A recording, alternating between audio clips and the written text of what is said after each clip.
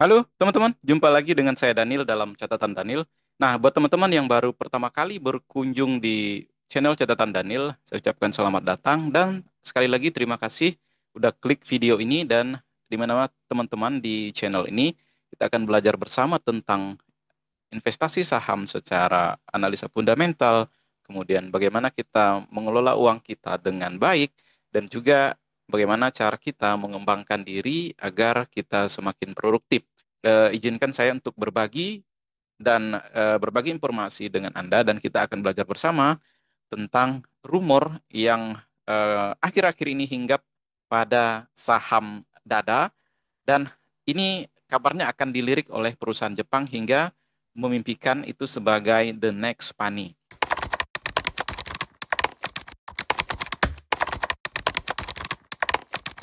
Jadi teman-teman, saham Dada ini merupakan saham yang bisa dibilang dalam papan pengembangan yang tidak terlalu besar. Teman-teman bisa lihat sendiri di laporan keuangannya. Tetapi sejak awal Agustus hingga saat ini masih terus menguat dan sudah menguat kurang lebih 150% secara year to date. Hingga muncul rumor bahwa Dada ini dilirik oleh investor Jepang. Jadi saham Dada ini bergerak di sektor properti dan beberapa proyek miliknya itu seperti Dev Apartment di Depok, kemudian Apple Condo Villa di Pasar Minggu, dan juga Apple Tree Condo Villa di Cilandak. Yang berdasarkan laporan keuangan kuartal 2, Dada ini memiliki land bank yang sudah diakuisisi dengan membayar uang muka seluas 55.000 meter persegi. Nah, untuk persediaan yang tersedia hanya tinggal unit di Dev, Apple One, dan juga Apple Tree, yang nilainya sekitar 142 miliar. Teman-teman bisa lihat di laporan ya. Adapun Dada ini sebenarnya mencatatkan pertumbuhan pendapatan sebesar 41%. Dari pertumbuhan ini sebenarnya kita bisa melihat ada sumber pendapatan utama Dada itu berasal dari penjualan unit Apple Resident Tree dan nilainya itu 5,3 miliar. Kemudian Apple Resident 3 ini memang menjadi unit terbaru yang mulai dipasarkan sejak 2020. Laba bersih Dada juga di kuartal kedua ini atau di semester 1 2025 ini naik 207% menjadi 202 juta karena memang dorongan penurunan beban penjualan hingga setengahnya atau 50% menjadi 578 juta. Ya termasuk kecil ya perusahaannya teman-teman ya. Dan penurunan beban ini sebenarnya disebabkan oleh komisi marketing yang hanya tersisa 57 juta dibandingkan sebelumnya itu sekitar 315 juta, dan juga penurunan beban media cetak atau iklan dan spanduk serta biaya lainnya itu sekitar dua setengahnya gitu ya, sekitar 276 juta. Dan dari sisi kas sebenarnya masih ada sekitar 4,25 miliar. Maka Dada ini telah mengkonversi piutang menjadi uang muka perolehan tanah itu di tiga lokasi.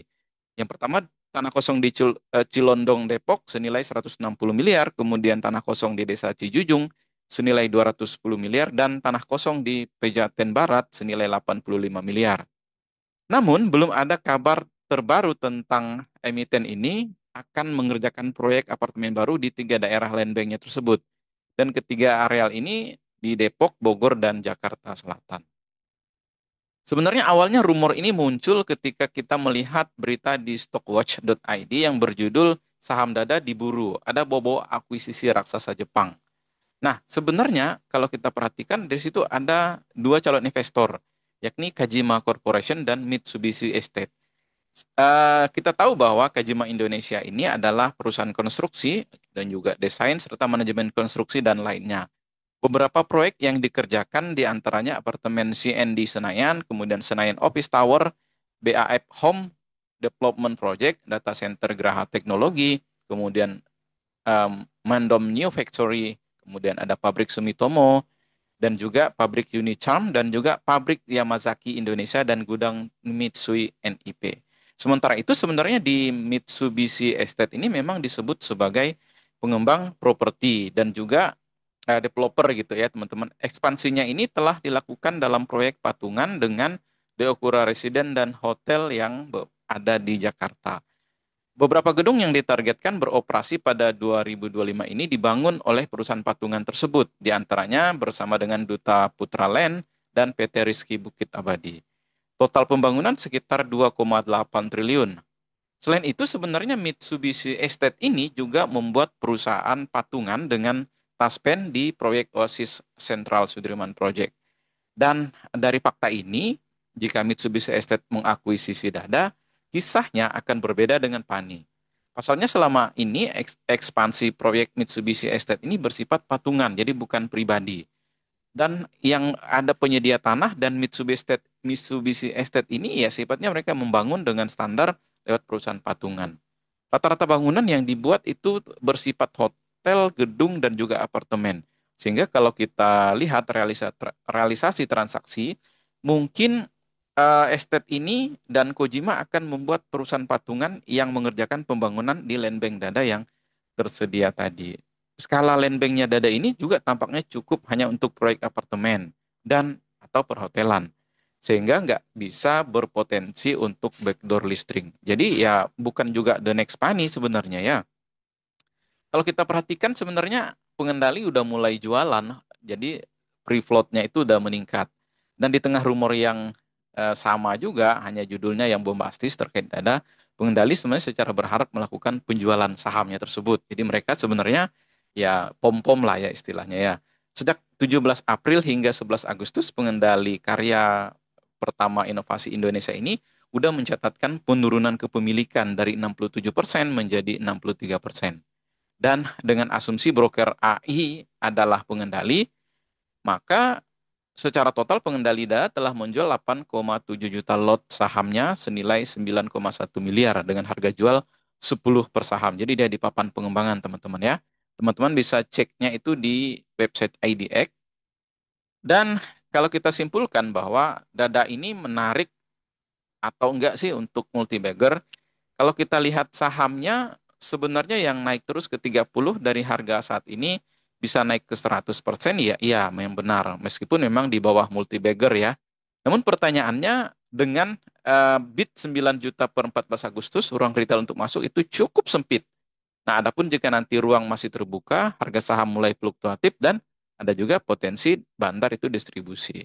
Nah, kalau kita perhatikan memang muncul sanggahan ternyata tidak ada backdoor listing di sini. Jadi melainkan membuat perusahaan patungan ini untuk memanfaatkan land bank yang baru dibayar dengan uang muka oleh Dada. Nah, jadi likuiditas Dada ini sebenarnya alokasi modalnya ini pun bisa dibilang sangat kecil gitu ya. Saham ini memiliki volatilitas yang sangat tinggi.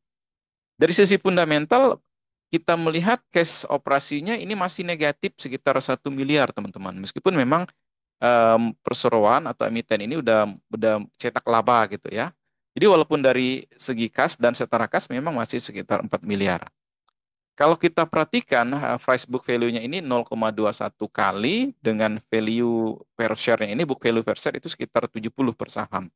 Namun dengan belum adanya proyek yang berjalan serta cash flow yang bisa dibilang ya kembang kempes lah gitu ya teman-teman ya.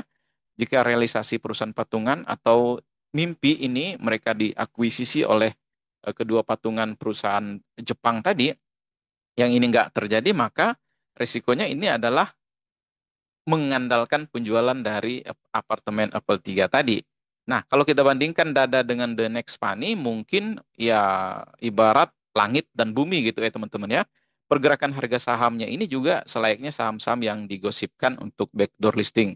Seperti IRSX, kemudian IOTF, kemudian saham karya, dan beberapa saham lainnya. Bedanya memang posisi Dada agak di bawah dan berada di papan notasi khusus.